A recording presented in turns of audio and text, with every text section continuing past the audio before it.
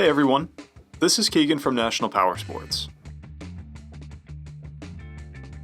This 2018 Harley-Davidson TRIGLIDE Ultra Classic with 11,073 miles passes New Hampshire State inspection and runs well. It's been upgraded with a Reinhardt exhaust and a light rack and comes equipped with cruise control, multifunction 4-speaker audio system, navigation, and reverse.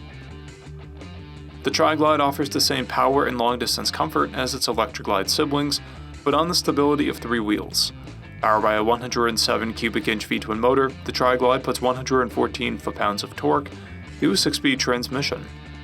It has a 27.1 inch seat height and a dry weight of 1,204 pounds. To see everything we know about this vehicle, including full mechanical and cosmetic condition reports, the service repair order, high-resolution photos, and more, please visit the listing on our website. We have also purchased the CycleCheck's Vehicle History Report. You can view this report by clicking the link on the right side of the video.